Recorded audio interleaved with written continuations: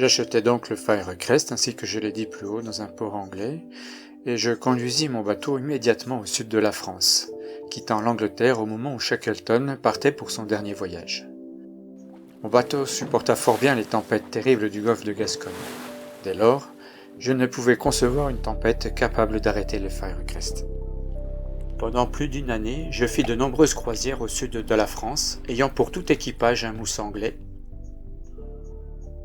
Entre-temps, je jouais les tournois de tennis de la Côte d'Azur. Le tennis avait été, pendant longtemps, mon sport favori. Mais après avoir vécu à bord et fait des croisières durant plus de 2 ans, les choses de la terre prirent une importance secondaire à mes yeux. Je devins un marin et seulement un marin. Ce fut pour mon plaisir et pour me prouver à moi-même que je pouvais le faire que j'entrepris mon voyage d'Amérique. Pendant plus d'1 an, je m'entraînais physiquement, croisant par tous les temps, me préparant à manœuvrer seul les voiles. Ce n'est que lorsque je me sentis prêt et que je fus certain de pouvoir supporter la fatigue morale et physique que je partis pour la grande aventure. Enfin, le jour du départ arriva. Le joli port de Cannes était inondé de soleil, c'était le printemps. D'un côté la vieille ville et ses 2 grandes tours carrées qui dominent le port. De l'autre, l'arrière amarré au quai, 50 petits yachts aux voiles blanches. À côté de mon Firecrest se trouve Perlette, un petit bateau de 7 mètres de long appartenant à 2 jeunes filles qui en constituent tout l'équipage. Leur audace est très admirée de tous les pêcheurs, et les flâneurs le long du quai s'attardent à les contempler, grimpant pieds nus dans la mâture.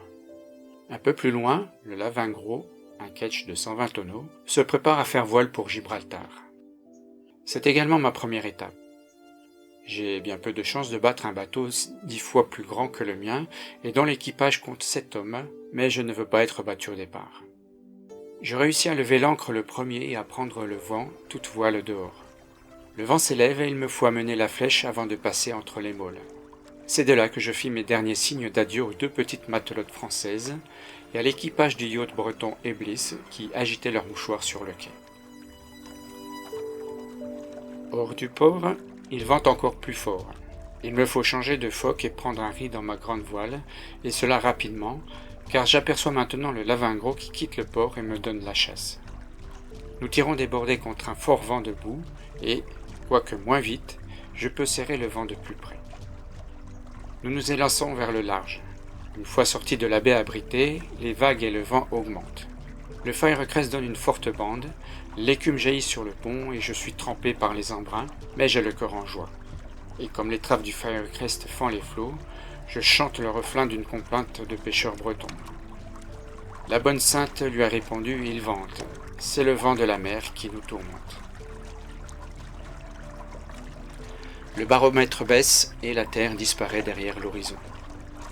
À 4h30, je coupe le Lavingro au plus près sous l'autre ramure quand un fort grain arrive. En hâte, j'amène la grande voile et le foc et j'aperçois le Lavingro fuyant devant la tempête dans une direction opposée. Je suis très fatigué des efforts de la journée et décide de mettre à la cape. Réduisant la voilure et attachant la barre de manière que mon navire revienne de lui-même dans le vent, je descends prendre un repos bien gagné. Voici quelques extraits de mon journal de bord.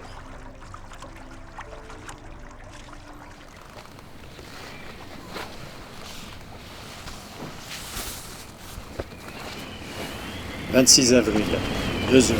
Le vent à nord-ouest et je reprends ma route, fuyant devant la tempête sous une fortune carrée. Je fais à ce moment la meilleure vitesse de mon passage. Mon loch enregistre 30 000 en 3 heures. Le baromètre baisse. Le vent augmente. À 18 heures, il devient dangereux de fuir plus longtemps devant l'orage. Le Firecrest va presque à la vitesse des vagues, et quand une vague brise à bord, l'eau reste longtemps sur le pont avant de s'écouler. Je dois amener la fortune carrée, opération difficile dans une mer démontée. Mon bateau est ballotté dans le creux des vagues.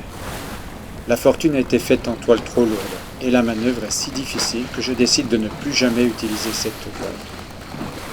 Fatigué par 16 heures consécutives à la barre, je mets mon navire à la cape.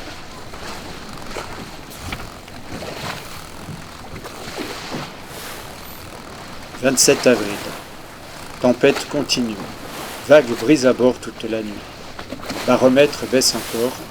À 6 heures, Je découvre que la ferrure du rouleau du gui est brisée. Je ne suis pas surpris, car cette ferrure a été faite plus petite que je ne l'avais demandé.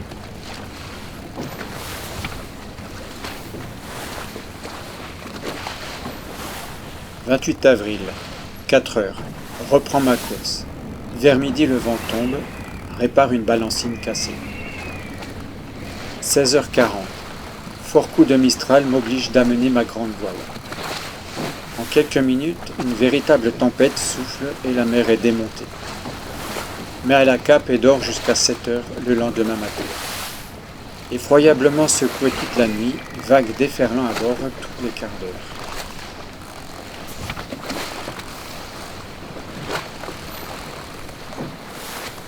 « 29 avril. Mer démontée. Tempête nord-est allant ouest vers le soir, très fatigué. Essaie dans l'après-midi de reprendre ma route, mais dans une mer aussi heurtée, je ne fais qu'un chemin très faible contre le vent. Brise de phoque casse et le phoque tombe à la mer. Après quelques acrobaties sur le beaupré, j'arrive à le ramener à bord.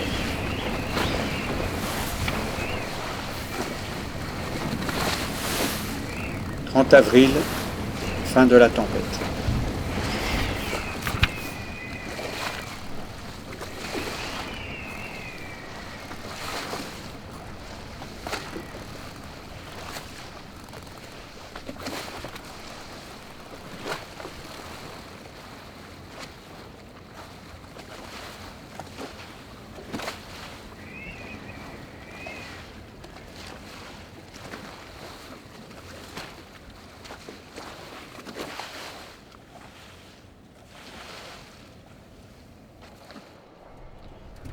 Le baromètre remonte et pendant les 20 jours qui suivront, la brise sera très faible. Le 1er mai, 6e jour de mon départ de Cannes, je devais, d'après mes observations, me trouver à proximité de la Terre. Quoique ce fût loin d'être ma première expérience, j'étais très intéressé. Après quelques jours entre ciel et l'eau, un atterrissage est toujours passionnant. Il semble miraculeux que la vue de la Terre vienne confirmer les calculs et que la Terre soit exactement où elle doit se trouver. Montant au haut de la mâture, j'aperçus vers midi un petit cône, puis plusieurs autres sortirent de l'eau exactement où ils devaient apparaître. C'était la Terre. Ma navigation était correcte. Je me sentis fier, bien que le travail du navigateur ne soit rien sur un petit navire en comparaison du travail du matelot. Un profane aurait pu croire que ces cônes étaient autant d'îles différentes, mais je savais que c'étaient des pics d'environ 1000 mètres de hauteur dont les bases se rejoignaient sous l'horizon. Là, à 40 milles de distance, était Minorque, la deuxième des îles Baléares. Le jour suivant, d'autres pics apparurent directement en avant et, vers le soir, l'île entière de Majorque sortit de la mer.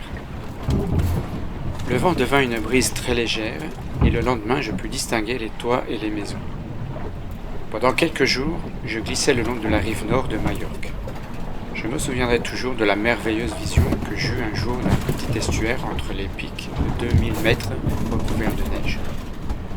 Me rapprochant de la terre, je découvris soudain le vieux village de Port-Solaire, au flanc d'une montagne surplombant la rivière, et me trouvai au milieu d'une flottille de petits bateaux de pêche qui sortaient de l'estuaire. Les pêcheurs me faisaient de grands signes et se préparaient à accueillir le petit yacht français. Mais soudain je virai de bord, reprenant le large, emportant avec moi la merveilleuse vision de ces vieilles maisons au flanc de cette montagne aride. Les villages, les villes ne sont rien de plus à nous, marins, que nés à l'ordinaire passant une maison entrevue au détour d'un chemin. Nous passons et emportons avec nous le souvenir. De nombreux jours de calme suivirent. Je glissais lentement devant les îles de beauté, Dragonera, Ibiza, Formentera, heureux de la brise légère qui me permettait de contempler plus longuement leurs merveilles. Si faible était le vent que je ne faisais pas plus de 15 milles par jour. Enfin, le 15 mai, je vis, sortant de la brume, un roc monstrueux coupé de lignes géométriques. C'était la face est de Gibraltar, qu'on ne peut contempler de la mer sans un sentiment de stupeur, tant le travail de l'homme a modifié la nature. Vers midi, je doublai la pointe d'Europe et entrai dans le port comme une bourrasque du Levant arrivait. Je jetai l'ancre près de la splendide goélette à 3 mâts, l'Atlantique, appartenant actuellement à Vanderbilt et gagnant en 1911 d'une course fameuse à travers l'Atlantique. J'avais traversé la Méditerranée et terminé la première partie de ma croisière. Presque aussitôt, la police, la santé et les autorités navales arrivèrent à bord. Chacun semblait étonné de voir que j'étais seul et venais de France. Je fus surpris de ne compter que très peu de bateaux de guerre pour représenter en ce lieu la gloire de l'Angleterre sur mer. Seulement 2 destroyers et un vaisseau dépôt portant le nom une fois célèbre de Cormoran. Comme j'aurais aimé vivre au temps de Nelson, quand les bateaux de guerre étaient de belles frégates aux voiles blanches et les marins de vrais gabiers. Maintenant, le marin est plus ou moins un mécanicien conduisant un train sur l'eau. Les voiliers de commerce font graduellement place aux vapeurs. Seuls, quelques amoureux de la mer continuent la tradition de manier les voiles et les cordages sur les grands océans. Pendant les 15 jours que je passais à Gibraltar, je travaillais dur, préparant ma longue traversée. Les autorités britanniques furent fort obligeantes et me donnèrent la permission d'utiliser les ouvriers de l'arsenal. Enfin, tout fut prêt, j'étais paré. Avant d'appareiller, j'envoyai à quelques amis la carte postale suivante. 300 litres d'eau, 40 kg de bœuf salé, 30 kg de biscuits de mer, 15 kg de beurre, 24 pots de confiture, 30 kg de pommes de terre, avec une petite flèche pointée vers un but mystérieux et cette vague indication, 4500 milles. Je désirais qu'en cas d'insuccès, ma tentative demeurât ignorée, et si quelques amis savaient que j'étais parti pour une longue croisière, 2 intimes seuls connaissaient mon projet de tenter la traversée de l'Atlantique sans escale.